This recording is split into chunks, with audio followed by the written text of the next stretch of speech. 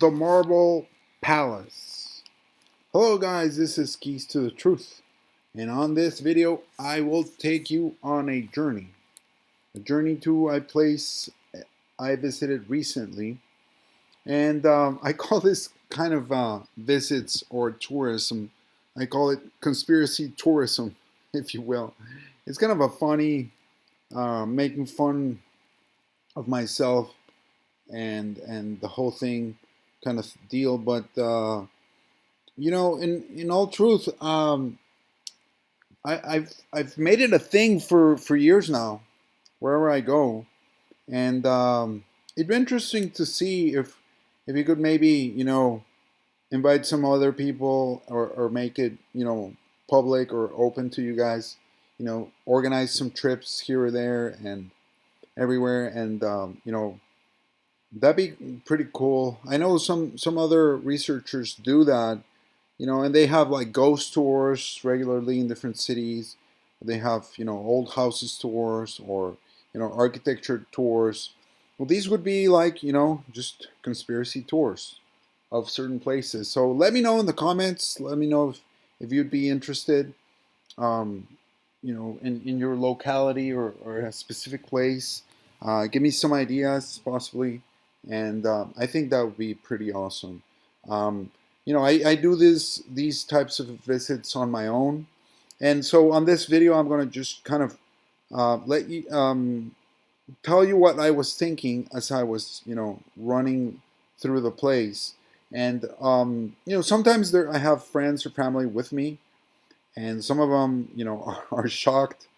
If they know more about me, they're not that shocked, but the findings are always shocking even to me. So that's the journey of truth, right?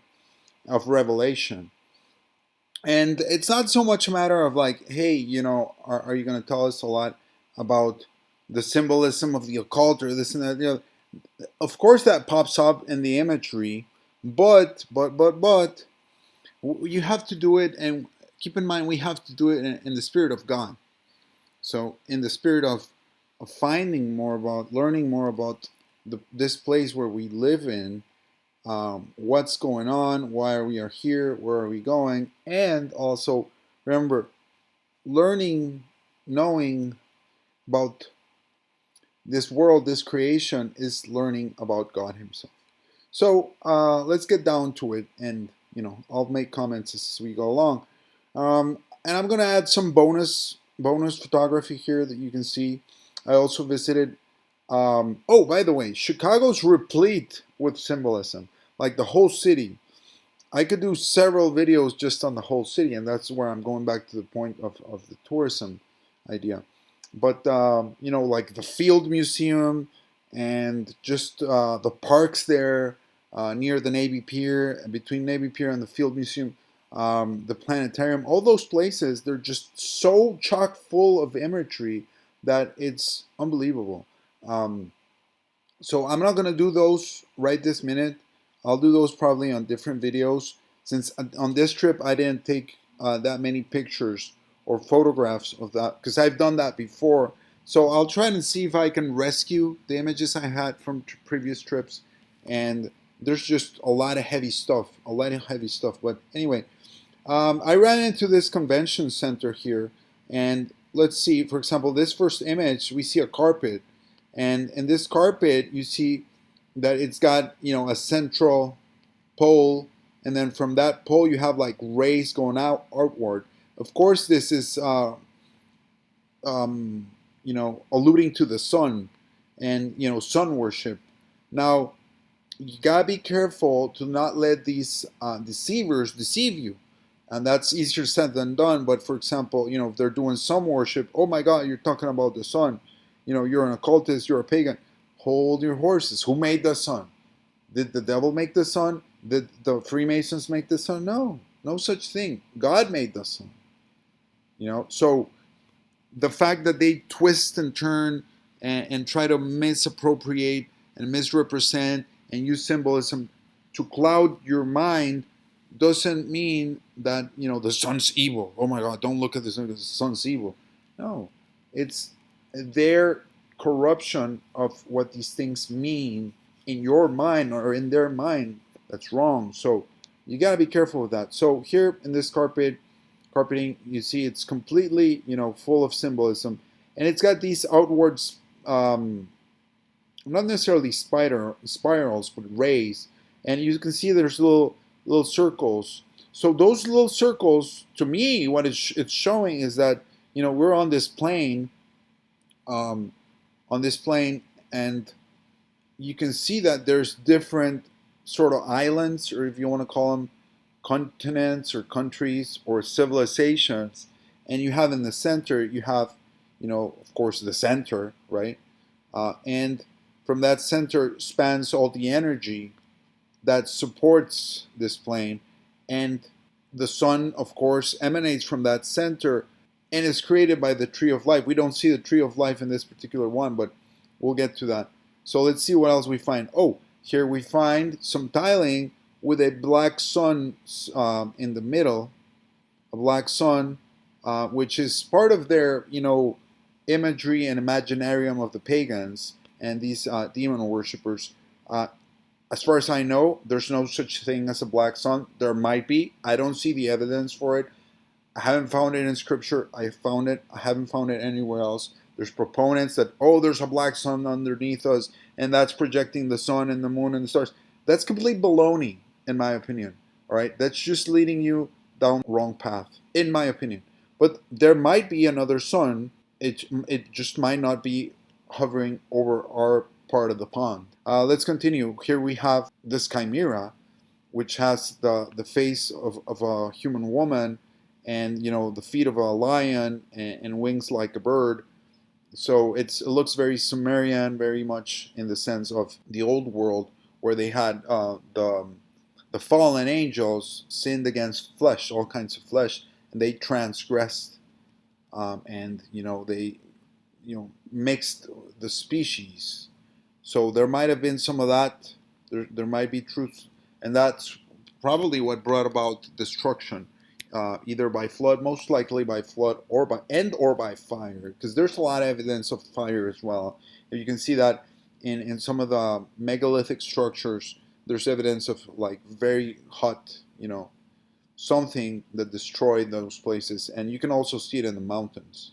There's so many rabbit holes, so I'll try to stick to the subject because these videos are long enough. You know that about me. So, but just keep in mind these rabbit trails, and then research them on your own. Here we see some humans in that Art Deco style, same as we see a lot of in New York, in the in those buildings for the Rockefeller Center, and so such things for these demon worshippers, where we have men. What are men doing here? They're working. One's on the phone. You have some sort of like ray of light there, and alluding to a ray of light. The other one's taking a picture. The other one's like wearing a worker hat. So what do men do? Men work. This is Karma Loka.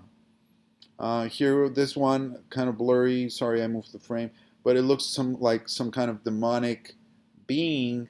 And that one looks. Look at the eyes, the shiny eyes. I have some videos about that on my YouTube and on my website. Be sure to check out my website, keystoThetruth.com. Bookmark it, please. Sign up so that if this channel gets taken down for whatever reason, we stay in touch. It looks like a particular kind of demon that you can also see in some of the ancient in Hindu and Vedic temples. And I'm not going to talk too much about them because they're very real. So here more Art Deco. More Art Deco. Look, we have somebody on the left, somebody on the right. They're like giving stuff, and again we have the sun symbolism with the rays going upward, and a lot of plant, also like life seeding allegories here going on. Some wheels, some smaller people. So these beings down there might be, what they're thinking of as not necessarily humans, but more like the fallen angels. Remember, these crazy psychopathic cabals, cults, they think the fallen angels did everything, and they worship them. Anyway, here in this other one looks kind of Art Deco-y as well, but we have they're alluding to cymatics. If you can see, they're also alluding to crystals and crystal magic, which is what makes up our universe and our reality. Here in this other carpet, we have, again, what I'm telling you, we have blue. Why blue? Because the ocean is blue. And we have these different islands or civilizations. So this would vibe with the theory of an endless plane, or maybe not an endless plane, but far bigger than what the UN map might be. It might be as big as that plasma moon map, or bigger. We don't necessarily know, but that's, we can't know everything, right? But we can sure try. Here we have an unrelated image, but just to show you, what Chicago is all about. And of course, I'm not talking about the beautiful people there.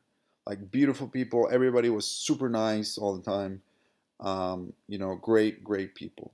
And we're talking about the symbolism of the builders here, the Masons, and we have this Pegasus, this horse that was a winged horse, probably existed.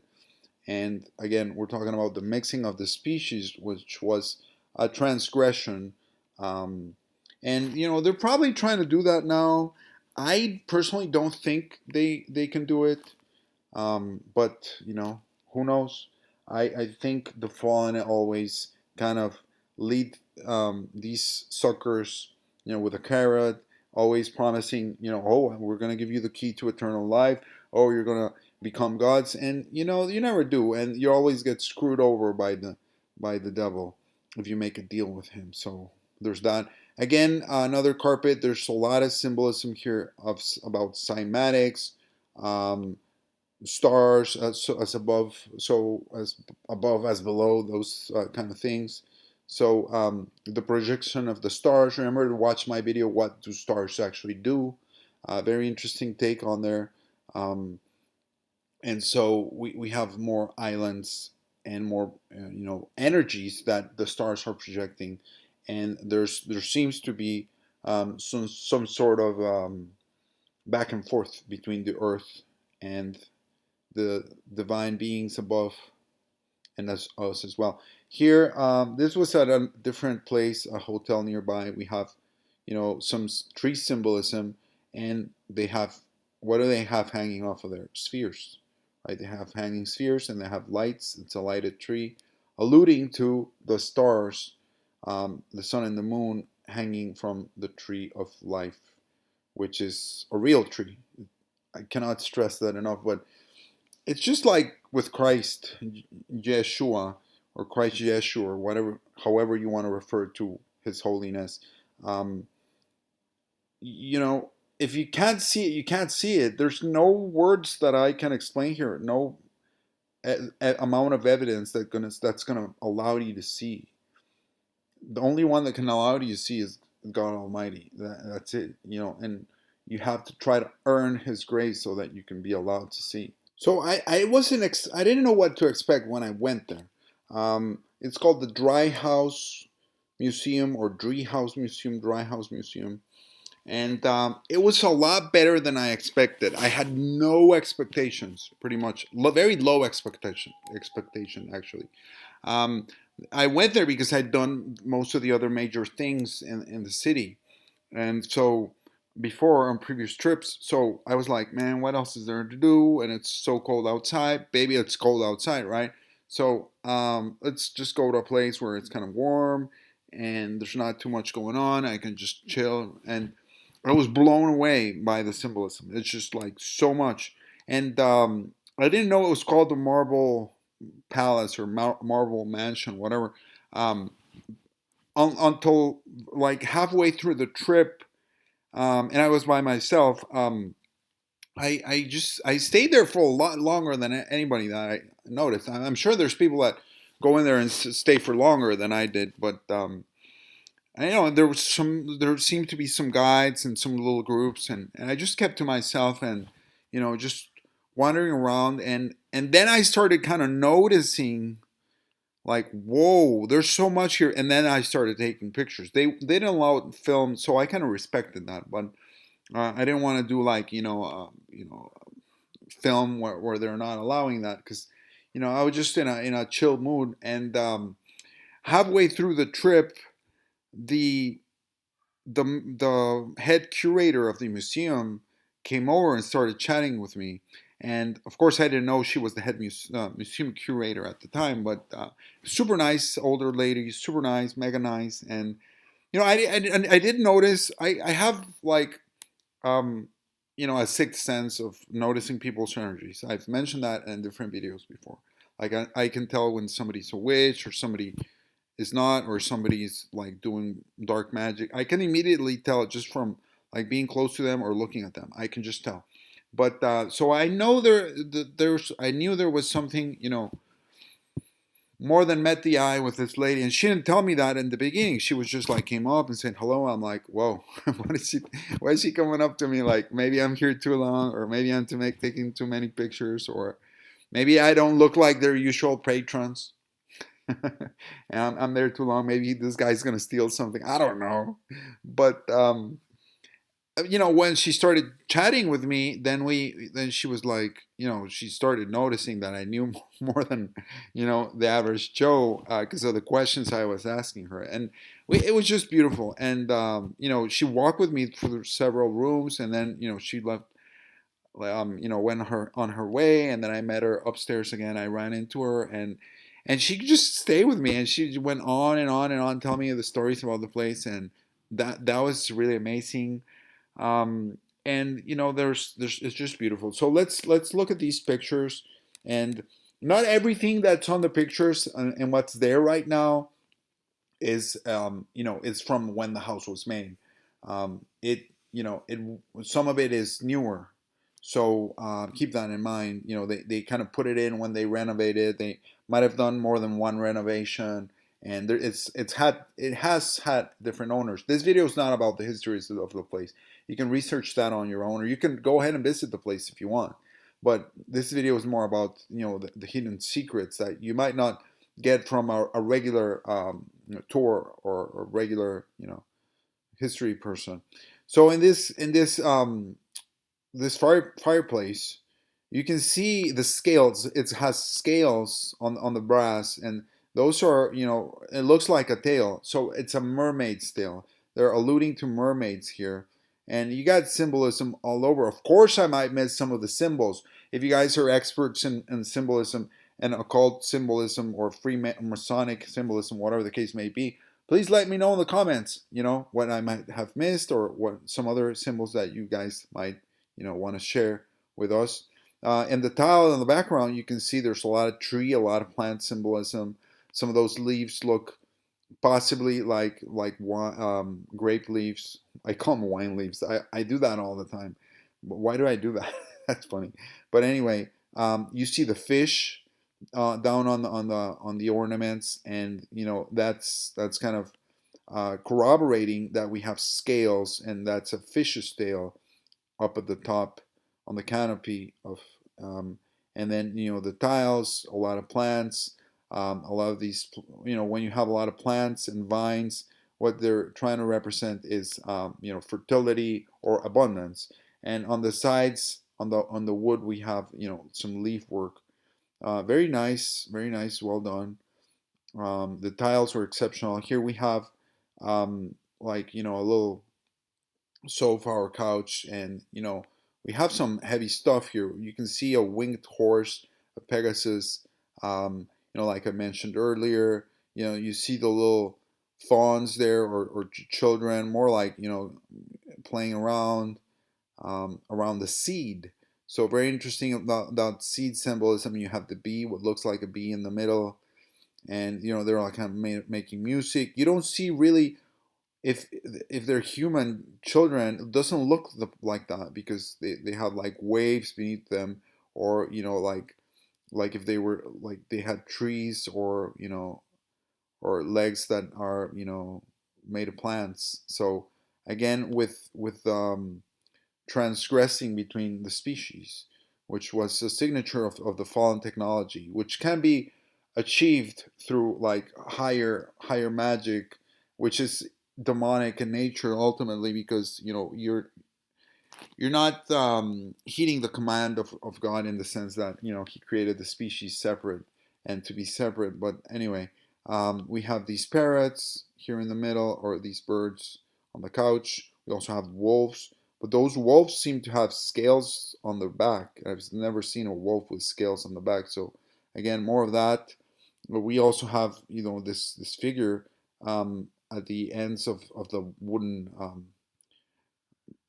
piece of furniture, and looks like a strange face, doesn't look like a human face, but has a female female parts, and the female chest, female human chest. So a lot of that going on there, kind of Book of Enoch stuff. Let's go to the next one, and here we have you know um, this sort of in the on the bottom we have this angel in the middle with wings and a human face, some sort of crown on the forehead, and we have a lot of the fall, you know these fall harvest. So that's telling you about the fall of the angels. And we have a fairy on the left, and we have also a little angel, like a cherub type portrayal. And so it's fairies and angels playing around in the fall harvest. And so a lot of that imagery alluding to who they worship. Up at the top we have the ram, and the ram has a lot of occult significance, being also the god of war, and a lot of the other symbolism. Here we have this sort of tile fresco image, and it looks like and you have these columns, which some people would say Roman columns. I would say that's wrong. There, I mean, in my opinion, there was no such thing as the Roman culture. It's probably some sort of misrepresentation of a later Greek culture, and more than likely what we're seeing here is an allusion to Atlantis, and the age before Adam and Eve, the king, the old age. We have the lions, and we have a mountain in the background. We have some ships, and so they're just alluding to their golden age before they got wiped out.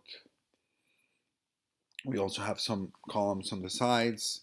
It's a beautiful work, but the symbolism doesn't. I don't love the symbolism, right? I'm just kind of sharing my thoughts here with you. Um, so many things going on. The little faces, the wreaths, the tile. You can see the tile. It's kind of like black and blue, or blue and black. Here we go. Let's go to the next one. The next one we have um, what looks to be some sort of battle scene. So humans battling, fighting with horses and spears, and kind of killing each other for what? Violence is it's an ugly head. It's an ugly thing, and so people getting trampled, and so there's that. Why do we go to war? Why do we, you know, do horrible things against each other? Perhaps we need to start looking at ourselves within. Anyway, let's keep going. Here we have a lot of stuff going on. We have more little cherub angels. We have some lighting, a lot of wood, and we have that vessel, which I will come back here in a better picture of it. Here we have another fireplace in the middle. We have what looks like, one of the Greek gods, which were the fallen angels, and they've taken different shapes in different epochs in different places. They were also in the Hindu pantheon, in the polytheism of Hinduism, which wasn't um, beyond the reach of their corruption. You know, You know me, I love yoga. I love the Vedic scriptures. I love Krishna. I love Sri Krishna. I love, um, of course, Shiva. And Christ Yeshu is mentioned in all of the major Vedic scriptures. He's mentioned in the Vedas by name. I've shown that in my videos, so be sure to watch those playlists.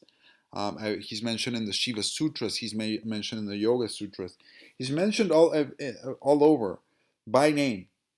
Okay, this is not me making it up. So go watch those videos if you haven't. So he's mentioned as um, Yeshu Christiryo or Yeshu Christaya. There's different, and the all the other words and verses around it are just confirming what the meaning is. So anyway, coming back to this, we see this false god, false deity, with the helmet. Looks to be Mercury, with the winged helmet, and you see on the bottom you have the black and white checkerboard, sort of with a little time symbol there.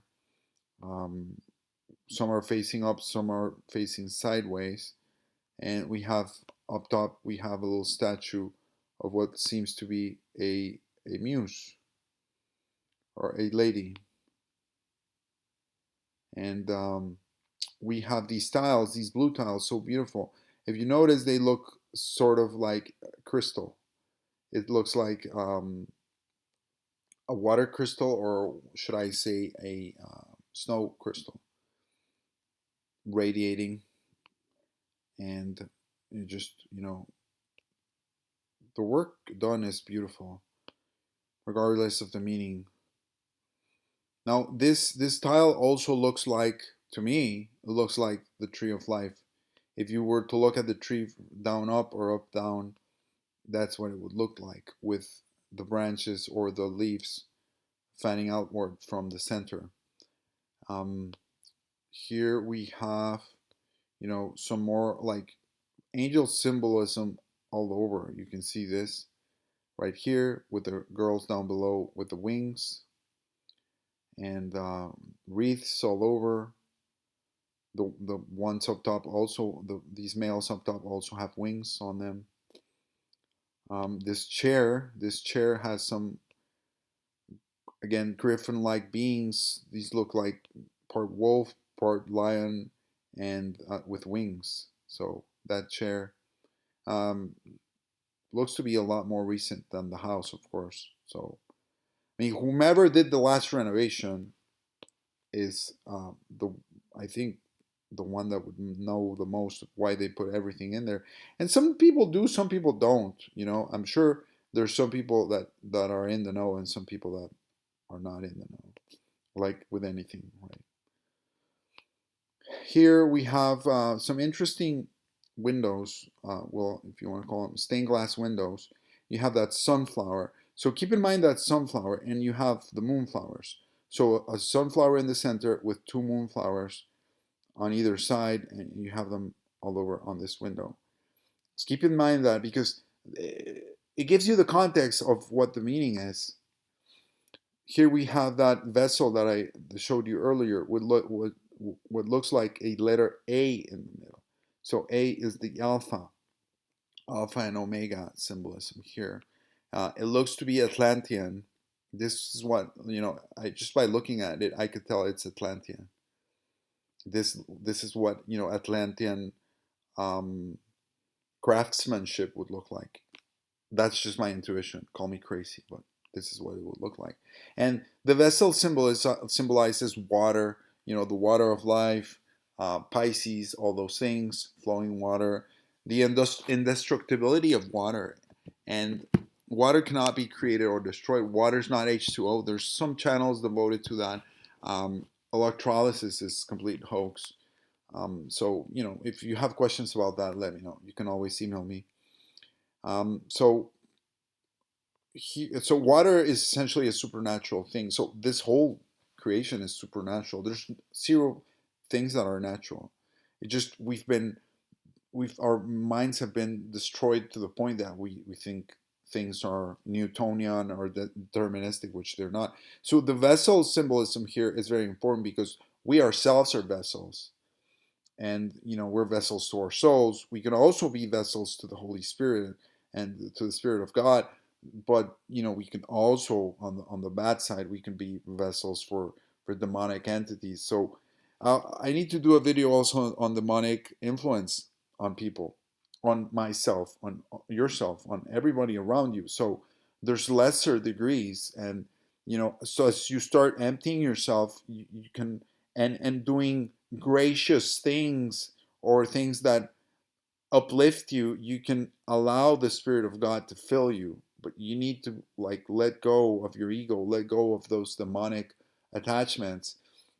And if you do things that are of a demonic inclination, like you go out partying all night, or you're drinking, or you're chain smoking, or you're hearing crazy music that talks about crazy things.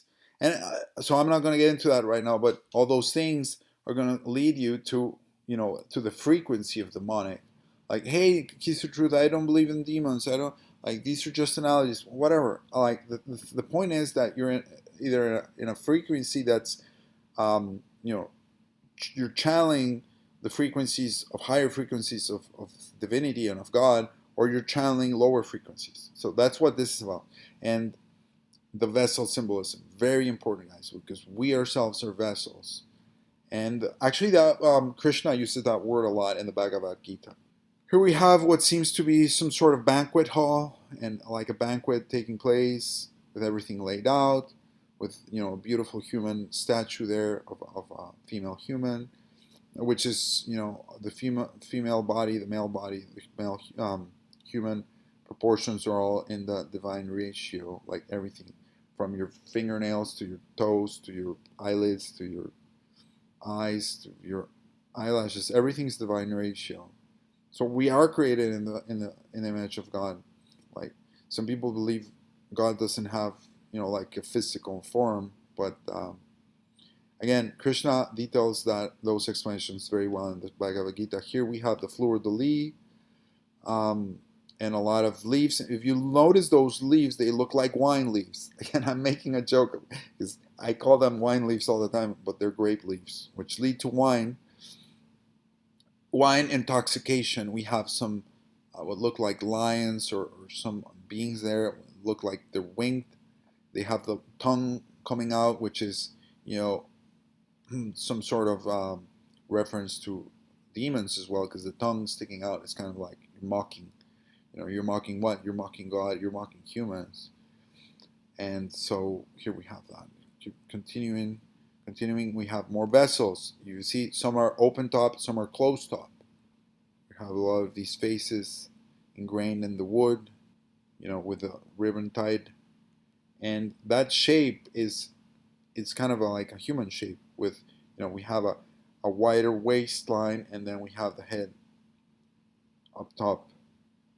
So that's kind of alluding to the shape of a human with a closed top, and that golden thread is not necessarily something good, right?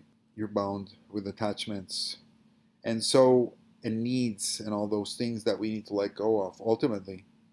So if we need to, if we are to aspire to the divine love, the ultimate love of God, more than liberation, more than realization, more than truth, more than anything, the highest I found, through the grace of God, that I've discovered that He's revealed to me that the ultimate, the highest thing that you can aspire to is the love of God. So in order, though, to receive that, we also need to let go of our petty needs, and just in general smaller, lesser needs, and just take in the need for the love of God.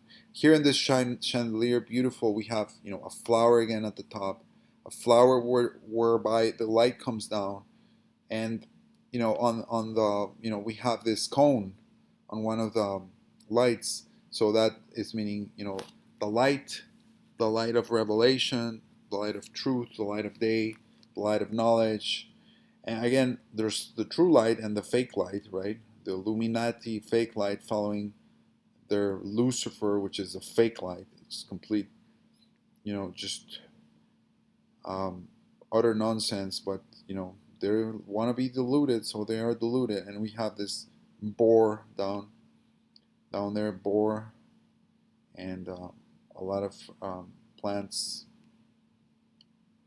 and what look like trumpets as well. So trumpets, who plays the trumpets? The angel plays the trumpets. So the real light is is God, is Christ, is Krishna. Krishna actually is called Vasudeva. Deva means God or divine being in Sanskrit, and Vasu, interestingly enough, means among several other things, it means crystal, and it means light. He's also called Bhagavan, and Bhagavan means Lord, but Bhagavan also means one who has a lot of shine or light. So there, I mean, you go and what keep going, trying to find the truth here. So key to the truth is what the evil ones do or know.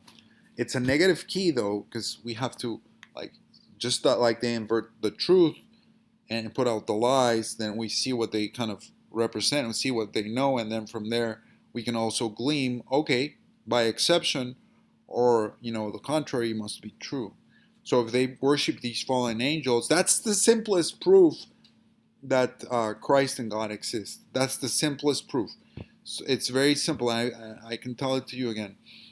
Um, Rockefeller, Rothschild, all these like super rich families, they worship fallen angels. You can see it all over their work, and you can see it at Rockefeller Center. He has actually a mural there right outside of where they filmed the Tonight Show, where he shows like he's got a whole mural to the fallen angels and like falling from heaven and like giving humans knowledge, which is completely bogus. And so, but that's what he thinks, and he's led, Richard E. Byrd. He's led, all these expeditions. He leads, they lead the CIA and all these like NOAA and NASA and all these exploration things. They're led by these rich families, so they have more access to raw knowledge, raw data than we do. So why do they worship the fallen angels? Because they believe, right, in that. So if there are fallen angels, then the opposite, there needs to be also fallen from what? There needs to be a counterbalance. So there's the proof of God through that, through that negative key, and also the proof of Christ, because all they do is blaspheme against Christ. And that's another telltale sign that somebody's under like big demonic influence, when they start blaspheming against Christ, or blaspheming against even Krishna or Bhagavad Gita, or you and I, like talking about it, like, hey, how come you're reading the Bible and you think you're holier than that, or you're trying to translate the Bhagavad Gita and you think you're getting closer to God and you're nothing, and this and the other, whatever the case may be. You can see on these street preachers, they meet these people that get triggered because they're on their big demonic influence. Here in this statue, we have, the angel, and this. I don't know if this looks like a fairy or a human lady, but it certainly doesn't look like brotherly love. It looks more like kama, which is erotic love, and that's part of what led to the fall of the angels. Their lust for the sensual desires, and what leads to our downfall as well, anybody's downfall. So we must be grateful of all the things that God allows us to experience and partake in, but again, we should not be enslaved by them. And in the background, you can see the different types of marble. You can see that black marble, beautiful, that what looks like pink marble, red marble, and there's over 10 different marbles used in this place. That's why it's called the Marble Palace. Should have been Marble Mansion if you ask me, but maybe Marble Palace has more of a ring to it. Again, here we have different types of vessels in the background. Notice that symbolism. Very interesting. And on the wall, we have all this plant symbolism as well. So always, keep your eyes open for things that we might miss. Here we have some more stuff, and we have stained glass, beautiful stained glass. more vessels, a pink one, a green one, meaning different things, male, female, this and that and the other. Oh, so many angels, more angel worship here. So, I mean, if you pray to angels, I'm not going to hold that against you, right?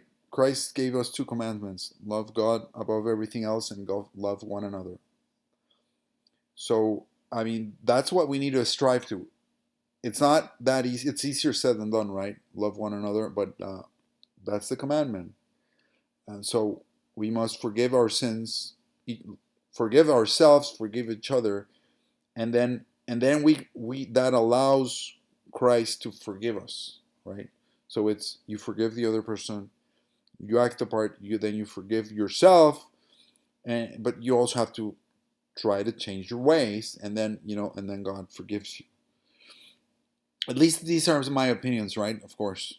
And so here we have the lady. It's actually a human playing the piano, playing some music, and the angel there, um, inspiring or whatever, and they have the illumination around the head, but then notice the angel ones is golden, and the humans one is more has just like a slight gold, and it's more bluish, so alluding to a certain difference in the mindset or the level of consciousness that is taking place. And the angel kind of looks like hiding from the hands, looks like hiding or kind of playing behind the scenes, and the human female is not doesn't look like she's seeing the angel from the way her gaze is looking at the book. So us humans are more concerned with worldly things and actually doing things in this dimension, and the angels are kind of more behind the scenes, right? And I'm sure there's good angels, right? But I don't necessarily think that praying to them or having shrines built to them is in order. At the bottom, you can see of this picture, you can see also an angel in the middle of what looks like to be some rays of sunshine, alluding to sun worship. And here we have a better picture. We have like what looks like to be on the left a black statue of a black lady, or what may be like Egyptian type, with a headdress of light, and a looks like Egyptian type, and there's a flower coming out of that. We have another vessel and another vessel, if you see so many. And then in the middle, we have that all those symbols alluding to the sun, done in like golden color, and with the ladies and with the wings. So definitely meaning angels. And the one in the middle seems more of like what an angel is described in Isaiah, with the hour, marking the time. Like just like the luminaries upstairs are watching over us, and they are marking the times. Also in the background, we see some rose symbolism and a lot of hearts symbolism, and another picture of more angels, and you can see kind of like they look like ghosts, meaning that we can't necessarily see them. And if you want to call them spirits, or you want to call them, entities, or you want to call them like energies, I mean that's fine by me. You do your thing. I'm just sharing here some ideas. And we have this knight here who looks to be kind of shaken. His helmet's fallen off. Um, he's barely holding on to the horse, and so kind of like the angels are appearing to help him in this picture. We have this beautiful lamp with the flowers and trumpet flowers. Again, trumpets alluding to angels. Trumpet who plays the trumpet, and it's also depicting the tree of life, because the tree of life emanates light. And whoa, here we come to the centerpiece, and this is what actually brought me to the place. Because oh, now that I recall, I was looking on TripAdvisor, and I saw a picture of this, and I'm like, I have to go there. So was that me, or was that the Most High calling me to look at this? So what do we have here? What do you have here? Tell me. We have a huge tree and a huge dome. Okay? And so the tree of life at the dome, making the dome, is the dome. You see what I'm saying? This is what I've been telling you all along for several videos. I don't know if you caught on, but this is not a symbol. This is actual fact. The tree of life is a physical, it's also a metaphysical, and it's a plasma tree that spans all the worlds, all dimensions. There's a part of it that is within our dimension, and it's at the North Pole. That's part of the reason they don't want anybody going to the North Pole. They have all these fake videos of people taking trips around some of the ice areas, but not past the 90th parallel or straight into the North Pole. You will get turned back, if not shut down or sunk, if you try to do that. And so we have here, just more evidence, via these elites that put this out there for their own to see, not necessarily for you and I to know, because we're not. So it's a sad day in hell. Sorry, Earth. It's a sad day in Earth when demons and demon worshippers know more about God than we do. So how screwed up is that? How screwed up is that, really, honestly? Let me know in the comments. So they're allowed to know about God. They're allowed to know about the avatars of God. They're allowed to know about the physical plasma tree of life, and we're not. We're told some other lies. We're sold the globe. We're sold so many other lies. Okay, but they're allowed to know some of them at the highest levels. So at the lower levels, they tell them it's a symbol, and then they lap it up.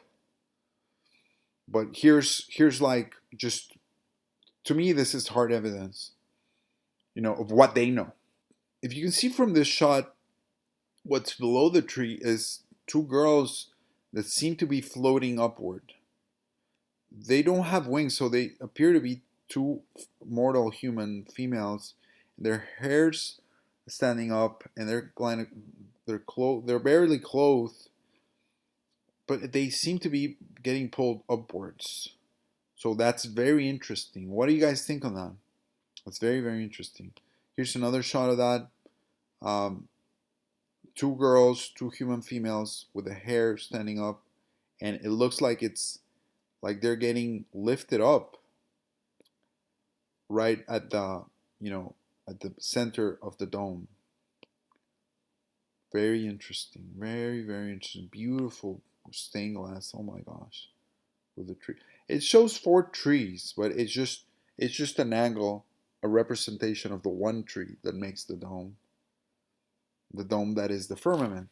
And seeds all of life around us. That's exactly what the Aurora Borealis is. That's exactly what the northern lights are. If you haven't watched my video on that, please do. Here on the fireplace, another fireplace. How many fireplaces do you need? Fireplaces. I guess they didn't have heating back then, right? So this has all been like refurbished and refurnished. We have the flame symbolism. You have the lion symbolism. A lot of lions. A lot of wine leaves. Inside joke. And this looks, at the top, it looks like a black mirror. It may be made out of wood, but it looks like a black scrying mirror. And then you have a crystal diamond below that. So all that imagery there.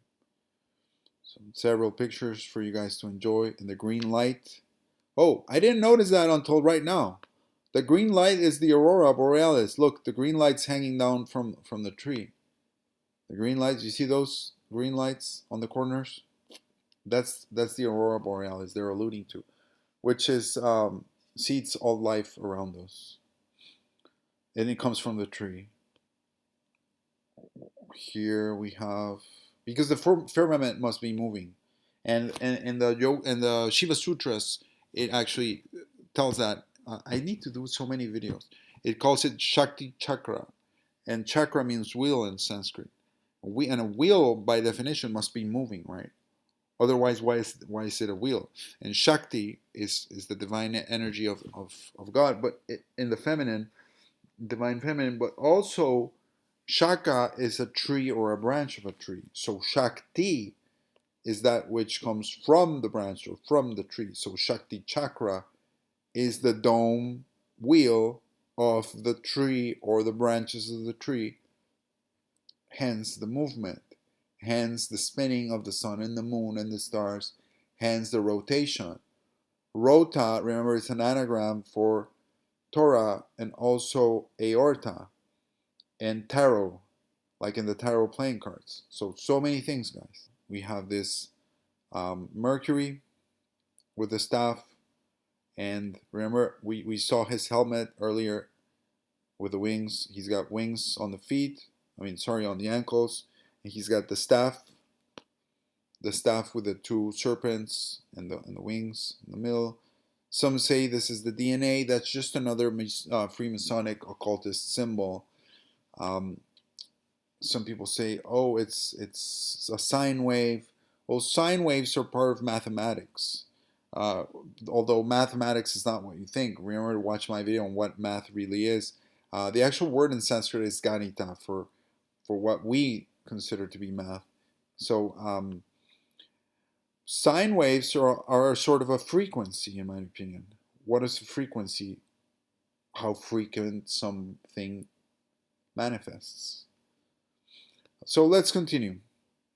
Here we have this, what was a sort of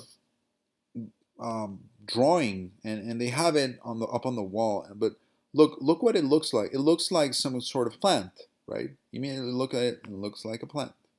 Okay, it's like a stem or a leaf, and it's got stuff coming out of it. But it looks like different types of rays and crystals, if you ask me. So let's read what it says. Note, the energy comes from the characteristic seed germ imagined. The main stalk then differentiates into 8 specialized leaf forms, which in turn differentiate.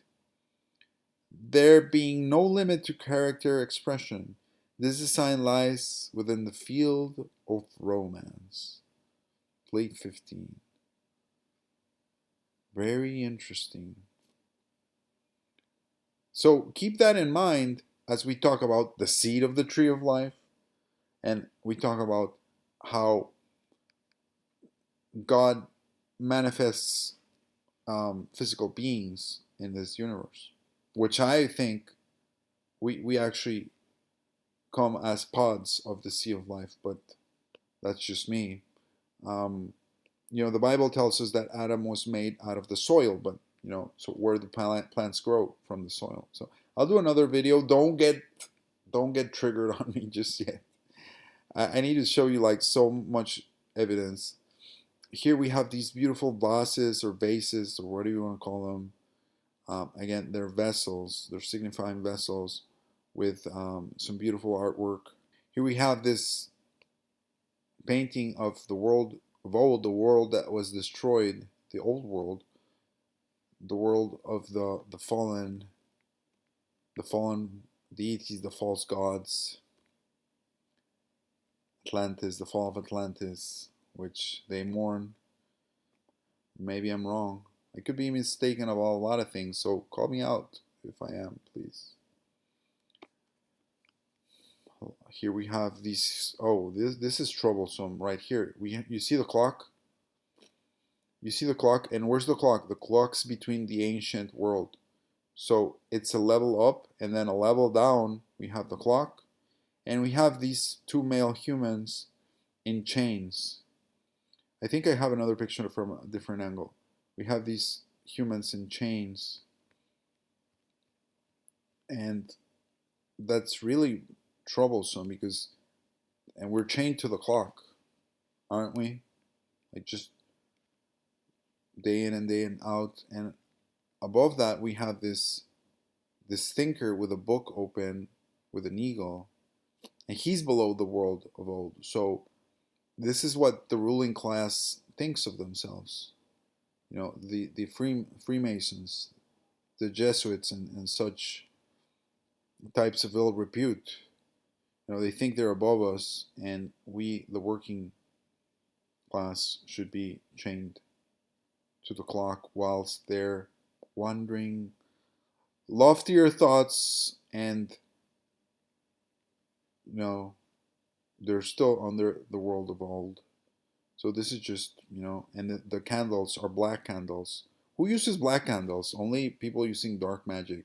And you see the black candles, below the black candles is a sort of also an angel, a black angel.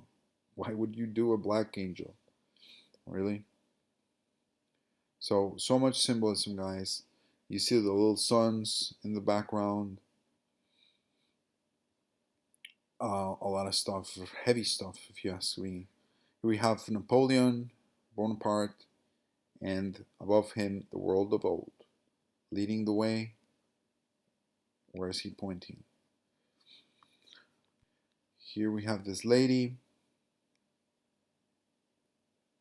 and her clothing kind of alludes to Atlantean clothing, which was later, expressed as the Greek. We have another fairy statue, a couple ladies, dancing and prancing around, and they're actually called bacchantes, and that means that they are worshippers of Bacchus, that which is Dionysius, which is um, none other than Pan, which is the devil, the faun, and half man, half goat. And you can see the flutes.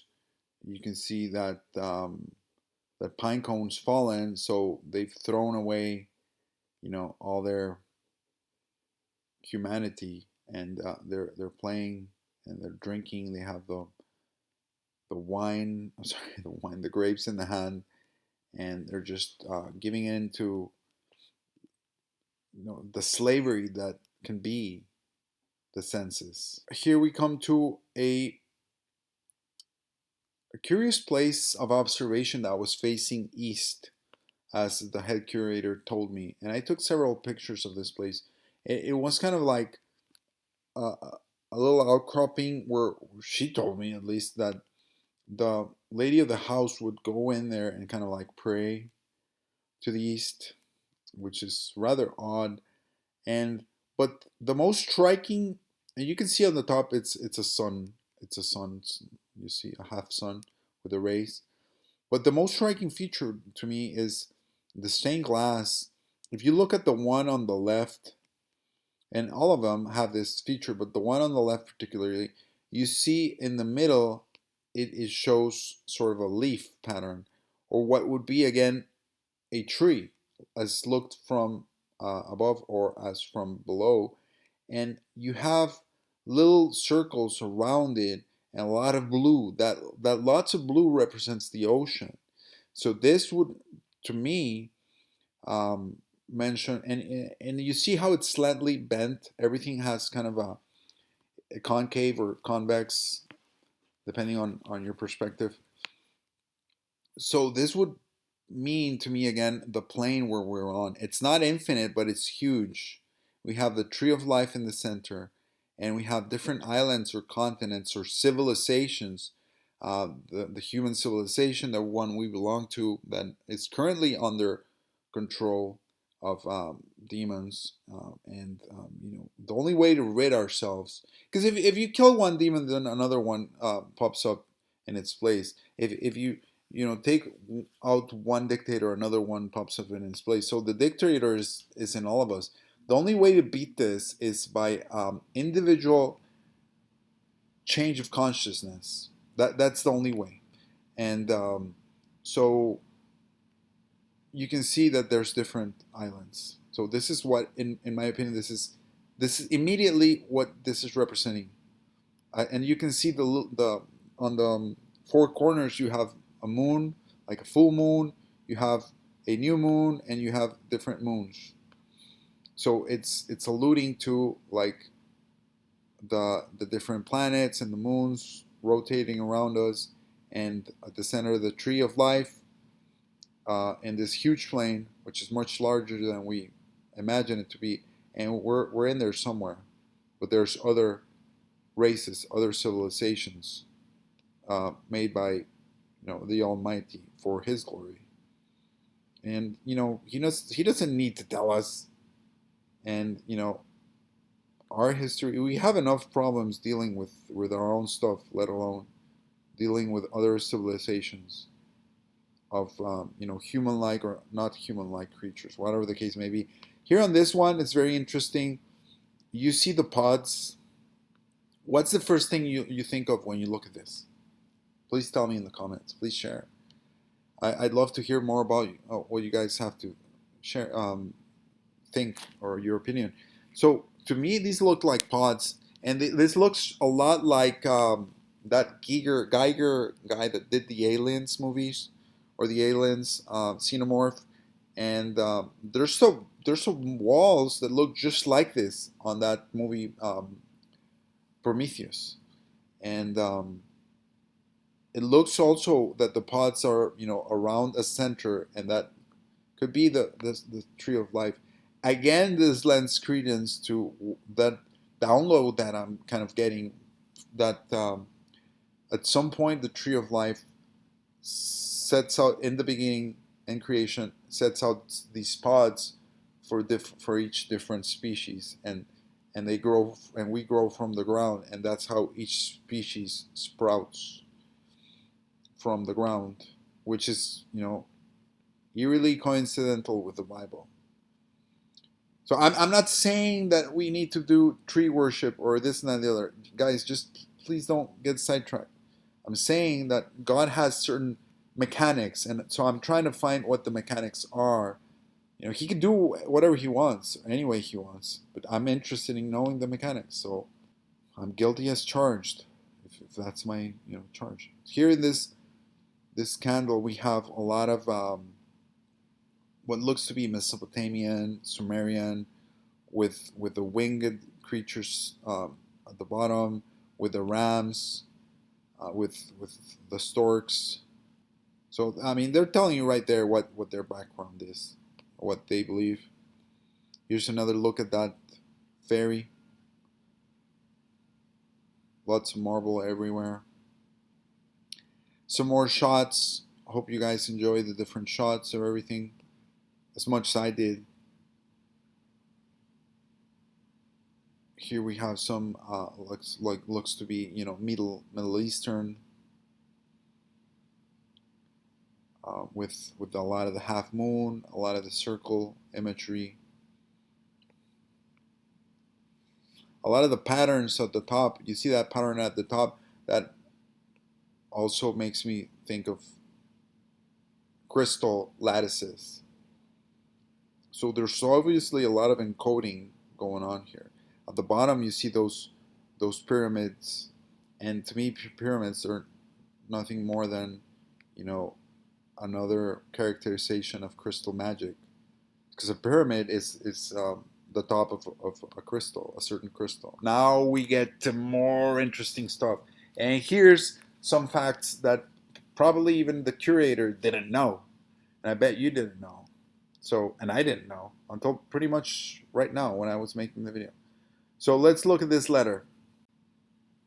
I kind of don't pay attention too much to these things when I'm at a museum or a place like this, but I was there with the curator, and I was just trying to squeeze as much information out of her brain as I possibly could. Brain, sorry about that. We don't think with our brain; we think with our mind. So there, I made a mistake. But anyway, I was reading this letter out loud, and I stopped halfway because it's a very scathing letter and using not very nice in the language. And then I asked her about it, and she was kind of taken aback. She acted surprised, or she was surprised in a way. Maybe she was surprised that I asked. But look at this letter. Monday, January 30th, 1972. Dear Mr. Rothschild. Whoa, immediately, Rothschild? Seriously?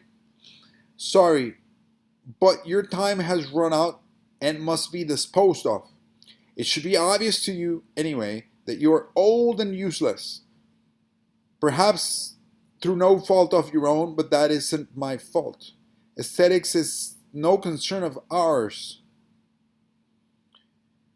And the letter is written by Dick Nickel, the guy that was renovating or salvaging, whatever you want to call it, this museum or this house.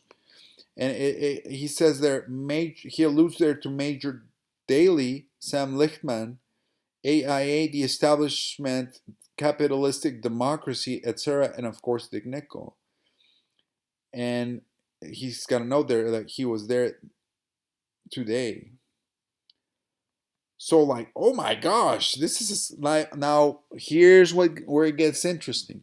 Okay, so somebody is writing a scathing letter to Rothschild. Now she claims this letter wasn't mailed, which we have no proof of. But like, why is she mentioning a Rothschild? And we know like these families are very powerful families. So here comes the interesting part. Watch the date, January 30th, 1972. Keep that in mind. We read the letter. Now pay close attention. Dry House Museum, blah, blah, blah. Okay. You can Google all this, Wikipedia, blah, blah, blah. I strongly recommend that you visit if you're in the area. We have their website, all that. Fine and dandy. Now, Richard Nickel. Richard Nickel is this guy right here, okay? The guy that was salvaging or renovating or saving the house, okay? People wanted to tear it down, whatever. Polish American architect, okay? So watch the date where he died. April 13, 1972. When did he write the letter, the scathing letter? January 30th, 1972. So how soon was that? That's February and that's March. That's 2 months after he wrote the letter. 2 months after, right? If you want to take into consideration the time a letter, would take to be received and read and given to 2 months. 2 months. And how did he die?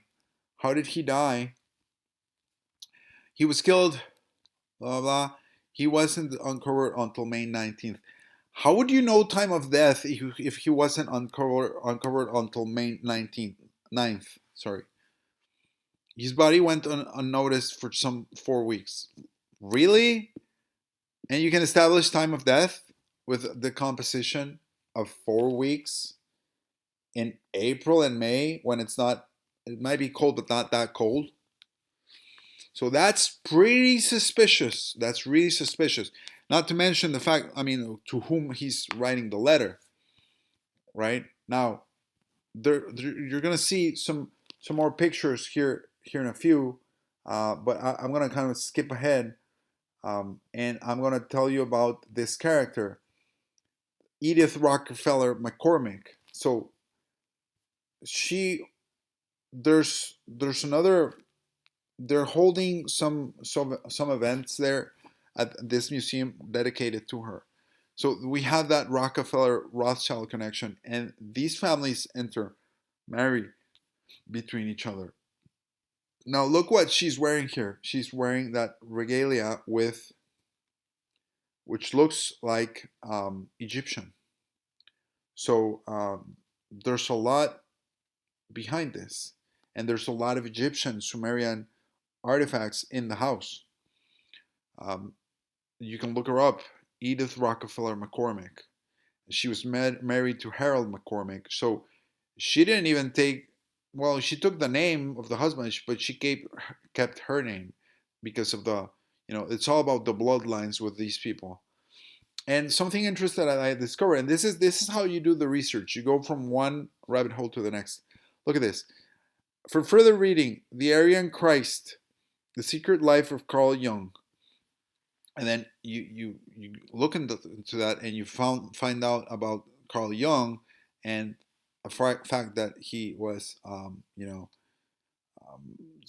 just neo-pagan, polytheistic, crazy guy.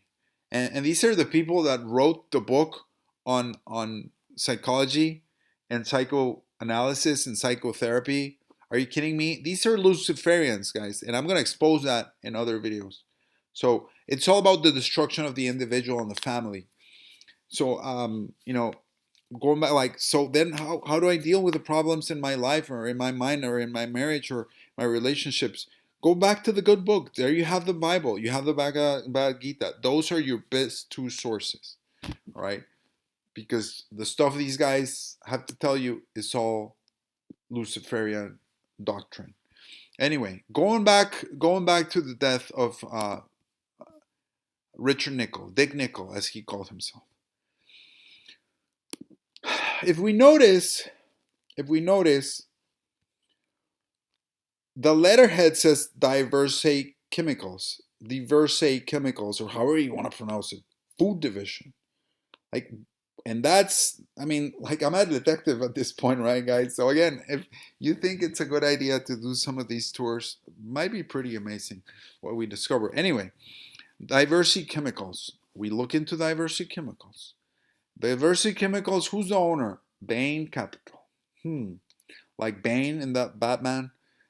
2.63 billion. Wow, Bain Capital. Okay. Cleaning, food safety, business to business products, diversity holdings. All right. Koch family. Phil Wieland. Wayland Yutani.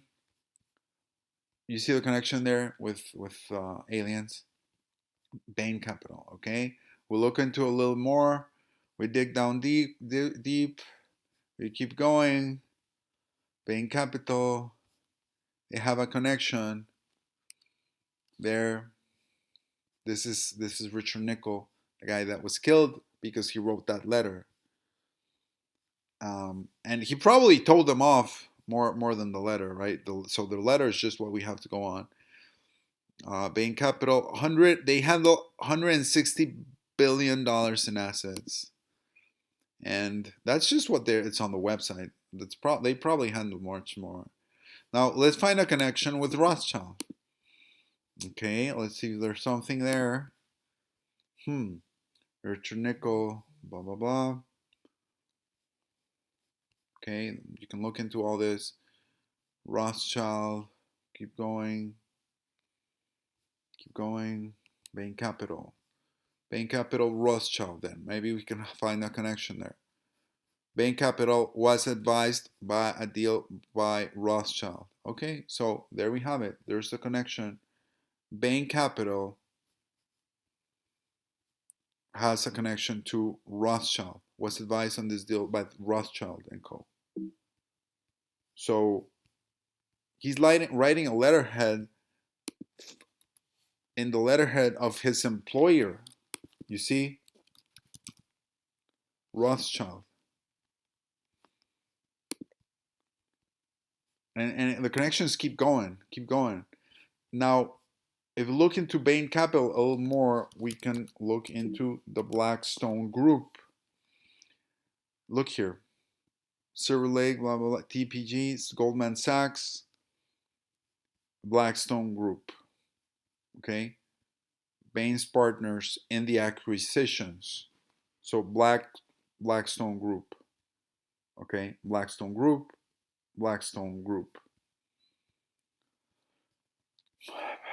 Keep going. Blackstone Group. These are just different news. Now, BlackRock, Bain and BlackRock, Blackstone, whatever, they have their correlation right there. Bain, one of the world's leading private investment firms. BlackRock. Bain and BlackRock. So what is a black rock? It's a black crystal. Black magic. Dark crystal. Correlation between Bain Capital and BlackRock. 72%. Look at this. Okay. Now, let's keep going. Former Bain Capital executives and the princely family of Liechtenstein. So Liechtenstein, Stein means rock in German. Licht means light. So a light stone, a stone of light, as in a diamond. And here we have a black rock, black crystal, and a light crystal. So they play both sides of the spectrum. Okay. These are the owners of the world, guys. And you're not going to see this exposed anywhere else. BlackRock and Liechtenstein, the royal family, pretty much, one of Europe's richest families. Invests over 715 billion, the world market for this, which they control, by the way. So the Rothschilds are just more like their name holders, or their, they're partners, but there's obviously a hierarchy there that they don't want you to know about. So they give you all these fake trails, and they have all these different names and firms, and they mention this mayor there, and we come back to the beginning. So that's huge right there, guys. You can see how these companies are intertwined, and they answer to the same owners at the top. All right, guys, we're almost done. I'm gonna keep going faster. So we have more beautiful pictures, some other stuff, some other notes.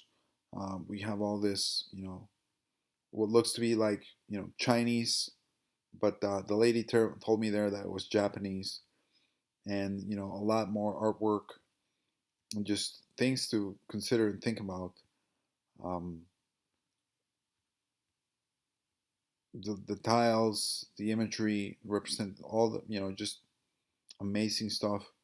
Um, full of insight and information, and just I hope Crystal Lattice is here in general. I mean, I hope you've had a wonderful time watching this video. Oh, this carpet! Look at this carpet. What is the first thing that comes to mind when you see this carpet? To me, it looks just like a Buddhist mandala.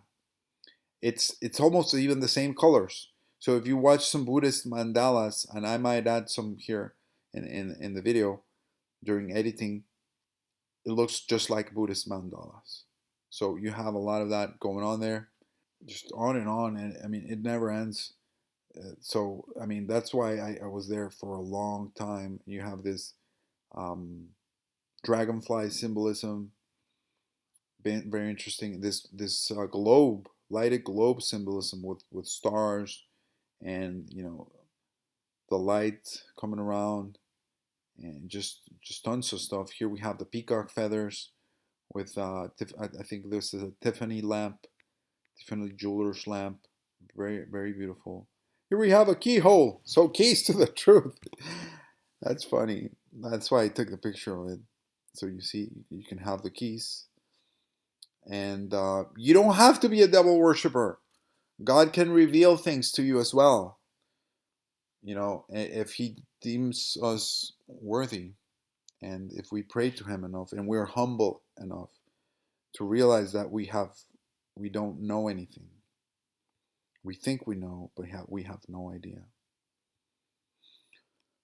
So just a ton of stuff, guys, and it's great here.